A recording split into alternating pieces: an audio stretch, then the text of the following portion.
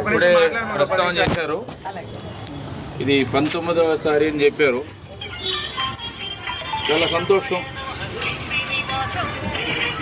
స్వామి వివేకానంద చెప్పినట్టుగా దైవభక్తితో పాటు దేశభక్తి కూడా ఉండాలి. దేశం లేకుండా దైవం లేడు.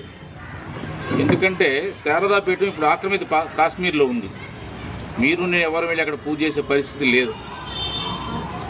అయోధ్య కూడా శ్రీరాముడు పుట్టిన చోటే 500 సంవత్సరాలుగా మనందరం కలిసి లేని కారణంగా అట్లా విగ్రహారాధన లేకుండా పరాధీనంలో ఉండిపోయింది. మనందరి యొక్క కలయిక కారణంగా దేశవాసులందరి కోరిక మేరకు మళ్ళా పునఃప్రతిష్ఠ జరిగి రామాక్షంతులు మన ఇంటి దాకా వచ్చాయి. కాబట్టి దేశాన్ని కాపాడుకునేటువంటి సంకల్పం లేకపోతే దైవం కూడా మనకి మిగలడు అనేది వివేకానందుడి మాట. ఈ మధ్యన కంచి పరమాచార్య గారు కూడా ఆ మాటే చెప్పారు. దైవభక్తి అవసరమే, కానీ అంతకన్నా దేశభక్తి కూడా చాలా అవసరం అని చెప్పి కంచి పరమాచార్య చెప్పినారు. శ్రీరాముడి జీవితంలో తీసుకున్నట్లయితే శ్లోకం వస్తుంది రామాయణంలోనే, అపి స్వర్ణమయీ లంక నమే లక్ష్మణ రోచతే జననీ జన్మభూమిశ్చ స్వర్గాదపి గరీయసి అనేటువంటి. ఇది బంగారు లంక అయినప్పుడు కూడా నాకు నచ్చడం లేదు లక్ష్మణ. ఎందుకంటే మన కన్న తల్లి మన పుట్టిన భూమి ఈ రెండు కూడా స్వర్గం కంటే గొప్పవి కదా. కాబట్టి మన తల్లి కౌసల్య లేకపోతే సుమిత్ర లేకపోతే మన అయోధ్య ఈ బంగారం కంటే గొప్పవి అని రామాయణంలో చెప్పబడింది. హనుమంతుడి యొక్క నామస్మరణ మనం చేసాం ఇప్పుడు, ఆయన గుణగణాలు. అయితే ఆయన ఏమి కోరుకోలే, పేరు ప్రతిష్టలు కోరుకోలే, పదవి కోరుకోలే. చాలా అంత శక్తివంతుడైన వినయంగా ఉన్నాడు ఆయన. నేను గొప్పవాడని చెప్పి కాళ్ళ దగ్గర పోజు పెట్టలా. రావణాసుడి దగ్గరికి వెళ్ళినప్పుడేమో ఎవరివయ్యా నువ్వంటే నేను పలానా శ్రీరాముడు దూత అన్నాడు. మరి నువ్వు అంత గొప్పవాడు అంటే నేను చాలా చిన్నవాడిని, నాకంటే గొప్పవాడు చాలామంది అక్కడ ఉన్నారు రాముడి దగ్గర అని చెప్పాడు. వాస్తవంగా అందరికంటే గొప్పవాడు హనుమంతుడే. ఎందుకంటే రామరావణ యుద్ధంలో ఒక ఇంద్రజిత్తు అస్త్రాన్ని సంధించినప్పుడు అందరూ మూర్చబడిపోయారు. విభీషణుడు ఒక్కడు మూర్చపోల. జామవంతుడు కూడా కళ్ళు కాస్త మూతలు పడుతున్నాయండి. అప్పుడు వచ్చి విభీషణుడు తాత ఎట్లా ఉన్నావు అన్నాడండి. జామవంతుడు అన్నీ హనుమంతుడు బాగున్నాడా అని అడిగాడు. విభీషణుడికి సందేహం వచ్చి, ఇదేమిటయ్యా మీ రాజు సుగ్రీవుని అడగలేదు, అసలు రాజు రాముడిని అడగలేదు, హనుమంతుని గురించి అడిగేమేంటి అని జామవంతుని అడిగాడు విభీషణుడు. అడిగితే అబ్బాయి నీకు తెలియదురా, వాడొక్కడు బ్రతుకుంటే అంతా ఉన్నట్టే లెక్క, వాడొక్కడు పోయాడనుకో అంతా పోయినట్టే లెక్క, వాడొక్కడు ఉంటే అన్నీ తీసుకొస్తాడు మళ్ళీ తిరిగి అని చెప్పి హనుమంతుడి గురించి చెప్పాడు. కానీ అంత బలశాలైన అహంకారానికి లోను కాదు. తిరిగి వచ్చిన తర్వాత అందరికీ వానరులకి అంతా చెప్పాడు. రాముడి దగ్గరికి వచ్చి ఆయనకి ఏం కావాలి అదే చెప్పాడు. 2 ముక్కలే, చూచాను సీతను అన్నాడు అంతే. ఇంక మొత్తం రామాయణం నెట్టు దూకే నాట గిరాని ఎన్ని చెప్పలా. ఆయన శక్తిని ప్రదర్శించాలని చెప్పి సముద్రాన్ని దాటుతున్నప్పుడు నాగమాత సురస ఎదురొచ్చింది. ఆ నోరు తెరిచింది, నాకు వరం ఉందయ్యా భగవంతుడు ఇచ్చాడు, ఈ దారిని పోయి ఏ జీవైనా నాకు ఆహారం అయిపోవాలి, నా నోట్లో ప్రవేశించాలని. నన్ను మింగేస్తావా చూద్దాం కానీ నేను శరీరాన్ని పెంచాడు, కొండల మాదిరి పెంచేశాడు. అది కూడా నోరు తెరస్తా పోయింది. చాలా పెద్ద జంతువు ఉన్నట్టుండి అంగుళం అయిపోయి నోట్లోకి పోయి బయటకు వచ్చి, నీ కోరిక తీరింది కదా, నీ నోట్లోకి ప్రవేశించాలను, వెళ్ళాను వచ్చాను ఇంక వదిలే అన్నాడు. దేవతలు పంపించారా నిన్ను పరీక్ష చేయడానికి, నీకు బలం మాత్రమేనా బుద్ధి బలం కూడా ఉందా తెలుసుకుందాం అని చేశాను, నువ్వు బలవంతుడే కాదు బుద్ధిశాలి కూడా అని చెప్పి ఆమె మెచ్చుకుని వెళ్ళు నీకు జయం కలుగుతుందని చెప్పి పంపించారు. ఇట్లా మనకి చాలా విషయాలు. అయితే ఆయన దేనికి సేవ చేశాడు? రాముడు మనకి రామాయణంలో ఏం చెప్పారంటే రామో విగ్రహవాన్ ధర్మ అన్నారు. అంటే ధర్మం అంటే ఎట్లుంటుందంటే రాముడిలాగా ఉంటుంది ఆకారం తీసుకుంటే. కానీ ధర్మాన్ని సేవించాడు ఆయన, ఒక మనిషిగా చూడలేదు రాముడు. అందుకనే రాముడు ప్రతి అడుగు కూడా కదలికలు మనకు చేసి చూపించడానికి చేశాడు ఆయన. ఎక్కడ మంత్రాలు ఇలా సాక్షాత్తు దేవతలు వచ్చి నువ్వు విష్ణుమూర్తి అంశానంటే రాముడు ఏం చెప్పాడు? రామాయణంలో ఉంటుంది శ్లోకం. ఎవరు చెప్పారు ఆయన నేను దేవుడిని, నేను దశరథుడి కొడుకుని మనిషిని అన్నాడు ఆయన. రాముడే చెప్పాడు తన నోటితో. మనం ఏమనుకుంటాం, బాగా దండం పెట్టి 4 టెంకాయలు కొట్టేసి బాగున్నావా అనుకుంటాం. లంక వెళ్ళే ముందర సీతమ్మతో కలిసినప్పుడు ఆయన మునులందరూ వచ్చి ఆయన్ని ఈ రాక్షసులు బాధపడలేకున్నాం కాస్త పీడ తొలగించమంటే వాళ్ళని ఓదార్చి ఈ భూమి మీద రాక్షసుడైన వాళ్ళు లేకుండా చేస్తా అన్నాడు. వాళ్ళు వెళ్ళారు, సీతమ్మ అడిగింది. మనవాళ్ళు మా ఇంట్లో వాళ్ళు అడుగుతున్నా, ఆడవాళ్ళ నీకెందుకు ఆ దారిని పోయి తెచ్చుకుంటావా, ఆ గొడవలన్నీ మనకు కావాలనా, ఎందుకు మనకి తంట అంత గొంపుగా తిని ఇంట్లో కూర్చోరాదా అంటారు కదా. అట్లా అనేది సీతమ్మ కూడా. ఆమె మంచిదే బాబు, ఒక టెస్ట్ చేద్దాను వాడండి భర్తని. ఆయన ఏమన్నాడు, నేను అయోధ్యకి రాజుని, అందరికీ సుభిక్షంగా ఉండేట్టు స్వేచ్ఛగా ఉండేట్టు వాతావరణం కల్పించడం నా పని. కాబట్టి నాకు శత్రుత్వం ఉందా లేదా కాదు, అందరినీ ధర్మబద్ధంగా నడుచుకునే అవకాశం కల్పించాలి నేను. కాబట్టి ఈ పని చేస్తానని ఆయన చేశాడు. ఆయన అంటే మనం కూడా రాముడిని చూసి అది నేర్చుకోవాలి. మన ఒక పెద్ద ఆయన మా ఇంటికి వచ్చాడు, ఉదాహరణకి ఒకసారి వచ్చాడు, సంఘాన్ని ప్రారంభించిన పెద్ద ఆయన వస్తే రామాయణం ఉంది ఇంట్లో, దానికి బొట్లు పెట్టున్నాయి, పసుపు కుంకుమలు పెట్టున్నాయి, అక్షంతలు ఉన్నాయి, పూలు ఉన్నాయి. ఆయన అడిగాడు, ఏమయ్యా శేషు నీకు రామాయణం అంటే భలే ఇష్టమా, అంత బాగా నచ్చిందా అన్నాడు. ఓ చాలా ఇష్టమని అన్నాను నేను. ఆయన ఏమన్నాడు, మరి రాముడిలో చాలా మంచి గుణాలు ఉన్నాయి కదా, అందులో ఏవి నీకు నచ్చాయి, ఏమి నువ్వు చేయాలనుకుంటున్నావు అని అడిగాడు. వెంటనే నేనే చేశాను, చెంపాలు పగలు కొట్టుకొని, అమ్మో కొబ్బరికాయలు కొట్టకండి కానీ రాముడిలాగా నేను ఉండగలనా, రాముడు దేవుడయ్యా, ఆయనేమో దేవుడు కాదన్నాడు, నేనేమో దేవుడిని అంటున్నా, నేను పూలు వేస్తా, మంత్రాలు చెప్తా, టెంకాయలు కొడతా, ఆయనలాగా నేను ఉండలేను. ఇంటికి రాముడు ఏ మంత్రాలు చేశాడు, నాయన మాట విన్నాడు, అమ్మని ప్రేమించాడు, అన్నదమ్ములు ప్రేమించాడు, స్నేహితులతో చాలా సఖ్యంగా ఉన్నాడు, ప్రజలందరినీ కన్నబిడ్డలాగా పరిపాలించాడు. ఇందులో చేయలేని ఏముంది, మనం అమ్మని ప్రేమించలేమా, నాయన మాట వినలేమా, అన్నదమ్ముల్ని ప్రేమగా చూసుకోలేమా, స్నేహితులతో బాగుండలేమా, అందరితో మంచి దారిలో ఉండలేమా, చేయలేని ఏముందో, మెరికల్స్ ఏం లేవే. ఇప్పుడు మనం ఏం చేస్తున్నాం అంటే, ఎవడు వచ్చినా వాడికి దెక్కాయ కొట్టేసి నువ్వు అటు నేను ఇటుంటా, నీ దారి నీదే నా దారి నాదే అనడానికి అలవాటు పడిపోయింది సమాజం. కాబట్టి పూజలవే, దేశందేగా ఉంది. శివాజీని జయించడానికి జయసింగ్ వచ్చాడు, మిర్జారా జయసింగ్. ఎట్ట వచ్చాడు, ఔరంగజేబు అన్నాడు కాశీ విశ్వనాథ మందిరాన్ని పగల కొట్టించాడు వాడు.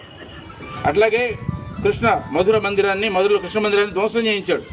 అతని పేరే విగ్రహ విధ్వంసకుడైన ఔరంగజేబుకి గాజీ బిరుదిచ్చారు. అతనికి కొన్ని వేల దేవాలయాలు ధ్వంసం చేశాడు. ఈయనేం చేశాడు, ఈ పరమభక్తుడు జయసింగ్ శివుడికి అభిషేకం చేసి, శివుడా నాకు జయం కలగాల, ఔరంగజేబుని గెలిపిస్తా నేను చెప్పి ఎవరి మీదకి వచ్చాడు, శివాజీ మీదకి వచ్చాడు. శివాజీ ఏం చేస్తున్నాడు, దేవాలయాలని, మహిళల్ని, దేశాన్ని కాపాడడానికి ప్రయత్నం చేస్తున్నాడు. ఇప్పుడు ఆయన భక్తి దేనికి, ఎందుకు, దేశాన్ని కాపాడడం, చంపడానికి నీ భక్త, దేశాన్ని ధ్వంసం చేసేవాడు తోడు నిలబడడానికి నీ భక్త. ఇట్లాంటివన్నీ మనం గమనించుకోవాలి. మంచిది, సంతోషం. ఇవన్నీ చర్చించుకోవడానికే కాస్త భక్తితో పాటుగా దేశభక్తి కోసం మనం కలుస్తున్నాం. మనం సంతోషం. కుటుంబం అంటే ఇప్పుడు చెప్పారు, కుటుంబాల మధ్య సఖ్యత విలసాలని వారు చెప్పారు. మరి మనందరికీ ఈ మధ్య సఖ్యత ఉందా లేదా, కలిసి ఉంటున్నాం లేదా, మంచికైనా తోడుకైనా. చెడు జరిగితే పోయి కన్నీళ్ళు తుడిస్తే ఏం మా కష్టాలను తీర్చలేవు. పెద్దవాళ్ళు ఏం చెప్పారంటే, 10 మంది వచ్చి మనల్ని ఓదారిస్తే కష్టం వస్తా తేలిక అవుద్దంట. అదే శుభకార్యం జరిగిందనుకోండి, 10 మంది వచ్చి భలే చేసావా, ఏం బాగుందా, చాలా బాగుంది అంటే ఆనందం పెరుగుతుంది అంట, ఇంకొంచెం రెట్టింపు అయిపోద్ది అంట. అంటే బాధలు వస్తే ఓదార్చాలి, సుఖం వస్తే మెచ్చుకొని అభినందించాలి. ఈ రెండు చేయడానికి ఖర్చు ఏం లేదు అసలు. అది మన కుటుంబాల మధ్య ఉన్నట్లయితే చాలా బాగుంటుంది. దేశంలో లేనిదే ఇప్పుడు శ్రీరామచంద్రుడు స్మరించుకున్నాం మనం. శ్రీరామచంద్రుడు శబరిమాత పెట్టినటువంటి ఆహారాన్ని తీసుకున్నాడు. ఈమె గిరిజన స్త్రీ కదా, అడవిలో బతికింది కదా, నేను తిననల్లా, పల్లికాడేటువంటి గుహుడు పడవ దాటిస్తే నువ్వు తమ్ముడితో సమానం అని చెప్పి కౌగులించుకున్నాడు. కాబట్టి జటాయుకి దహన సంస్కారాలు చేశాడు. సుగ్రీవుడు వీళ్ళందరూ ట్రైబల్స్, గిరిజనులు, మన లెక్కలో వానరులు, వాళ్ళతో అగ్నిసాక్షిగా స్నేహం చేశాడు. అంటే ఎక్కడ ఎక్కువ తక్కువలు ఎక్కడ చూడలే, అందరి సమానంగా చూశాడు. మనం కూడా అందరినీ కలుపుకొని కుల భేదాలు లేకుండా హిందువులం, బంధువులం, మనందరం కూడా హిందువులందరూ కలిసి ఉండాలి. ఎందుకంటే అన్ని కులాల్లో రాముడి పేరు ఉంటుంది, ఒక కులం వాళ్ళే పెట్టుకోరు. ప్రతి కులంలో సీతమ్మ పేరు ఉంటుంది, లక్ష్మణుడి పేరు ఉంటుంది. ఒక కులానికి రాసిచ్చేలా, అగ్రిమెంట్ చేసేలా. కాబట్టి అన్ని కులాల్లో ఆయన పేరు ఉందంటే రాముడు అందరి వాడు, మనం అందరూ రాముని వారమే. కాబట్టి అందరూ హిందువులమే, బంధువులమే. ఇది అలవాటైతే ఈ పూజకి సార్థకత ఉంది. లేకపోతే మంచి ఒక 200 అరటిపళ్ళు పెట్టేసి 4 రకాల ప్రసాదాలు పెట్టేసి టెంకాయలు కొట్టేసి పూజ చేసుకుని వెళ్ళిపోతే దానివల్ల లాభం లే. మన పిల్లలు ఎట్టున్నారు, వీడియోలు మాత్రమే తీస్తున్నారా, కనీసం సూర్య నమస్కారాలు 13 అన్నా చేస్తారా, 20 గుంజీలు పెడతారా, బిర్రుగా చదవగలరా, కంటి చూపు బాగుందా, ఆయనేమో సూర్యుడి దగ్గర పోయాడు, వీళ్ళు కళ్ళు కనపడుతున్నాయి కదా పిల్లకాయలకి, ఏం చేయాలా, చదువు ఒకటేనా, శరీరం కూడా కావాలా, బుద్ధి కూడా కావాలా. అది మన పిల్లలు కూడా మన ఇళ్లలో వాళ్ళని శక్తి సంపన్నులుగా, బుద్ధిశాలుగా పెంచాల్సిన అవసరం ఉంది. అది ఆ స్ఫూర్తిని గ్రహిస్తే బాగుంటుంది. మనం పంచపరివర్తన అంటున్నాం 5 విషయాల్లో. ఒకటి నేను చెప్పినట్టు సామాజిక కులభేదాలు లేకుండా అందరూ కలిసి ఉండడము, రెండోది స్వదేశీ వస్తువులు వాడడం. ఆయన చెప్పింది అదే కదా, మాతృభూమిని ప్రేమించాలి. ఇక్కడ వస్తువులు కొనడము, ఈ భాష, మన ఆచారాలు, మన పద్ధతులు, పుట్టినరోజు అడి చేసుకుంటే రేపు ఉగాది వస్తుంది. విష్ హ్యాపీ న్యూ ఇయర్ మాత్రమే రాస్తామా? తెలుగులో ఉగాది శుభాకాంక్షలు రాసి ఓపిక మన దగ్గర ఉందా? రేపు మార్చి 19 ఆలోచించాలి. అందరికీ హ్యాపీ న్యూ ఇయర్ మెసేజ్లు పెడతామా? ఫోన్లో ఏమన్నా కాస్త ఉగాది శుభాకాంక్షలు బంధువులు ఖర్చు లేకుండా అన్లిమిటెడ్ పంపించవచ్చా? ఆలోచించాలి. ఇది ఒకటి. స్వదేశీ అంటే స్వదేశీ వస్తువులు కొనాలి. భాష, మమ్మీ కావాలా అమ్మ కావాలో తెలుసుకోవాలి మనం. మమ్మీ అంటే శవం, అమ్మ అంటే అమృతం. ఏం పిలిపించుకుంటా? ఇంగ్లీష్ మీడియం చదివించండి. మావాడు కూడా, నాకు కూడా ఇంగ్లీష్ వచ్చు, వివేకం ఇంగ్లీష్ వచ్చు. ఇంగ్లీష్ రావడం వేరే, ఇంగ్లీష్ పిచ్చి వేరే. అంకుల్ లాంటి బిళ్ళ, పిన్నమ్మ, బాబాయ్, అత్త, మామ అని పిలవచ్చు. అందులో అమృతం ఉంది. ఆ పిలుపులు అలవాటు కావాలి. పుట్టినరోజు కేకులు కోస్తారా, లేకపోతే పొంగలి పొంగించి దేవుడు దాన్ని బట్టి నక్షత్రం తెచ్చుకుని ఆశీర్వాదం తీసుకుంటారా? అది తేల్చుకోవాలి. ఇట్లాంటిది ఉగాది మంది, అది మంది కాదు. కాబట్టి భాష, ఆహారం, కోకోకోలు, థమ్స్అప్లేని హెల్తీ కాదు. పానకం తాగు, మజ్జిగ తాగు, నిమ్మకాయ రసం, చెరుకు రసం, పండ్ల రసం, ఇవి ఆరోగ్యానికి మంచిది. ఇది స్వదేశీ ఆహారం. కాబట్టి మన ఋషులు అన్నీ రీసెర్చ్ చేసి మనకి ఇచ్చారు. అవన్నీ అది ఏంటి ఆచరించాలి. దాంతోపాటుగా చెత్త ఎక్కడ పడితే అక్కడ వేయకుండా ఉండడము, కాస్త గుడిలో తొక్కి దేవుడి కాడికి పోయాడు తిరుపతికి, ముసలిని మొత్తుకొని తొక్కేసుకుని పోవడం. అసలు ఆయన వచ్చాడు తిరుపతికి, ఆయన నెట్టుకుని నాకు బలం ఉందని తొక్కేసిపోతే ఆయన ఏం చెప్తున్నాడు? ఇంకా చస్తే తిరుపతికి రాను ఆయన, ఇంకా జనం ఉంటే బుద్ధి వచ్చింది నాకు, ఇంకా నేను పడలేను అంటున్నాడు ఆయన.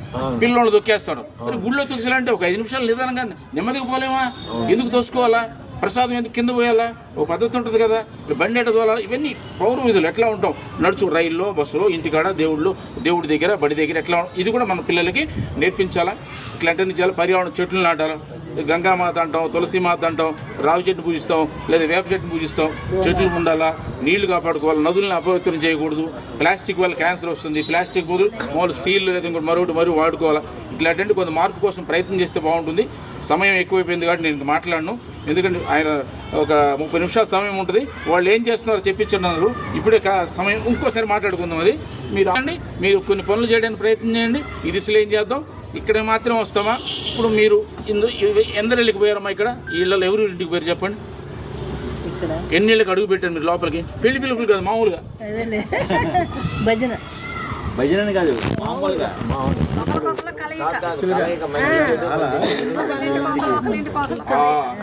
పూజకే కాదు, మామూలు కూడా మంచి అలవాటు చేస్తున్నారు. వీళ్ళు ఒక్కోసారి ఒక ఇంటికి పెట్టి అభినందనలు మీకు.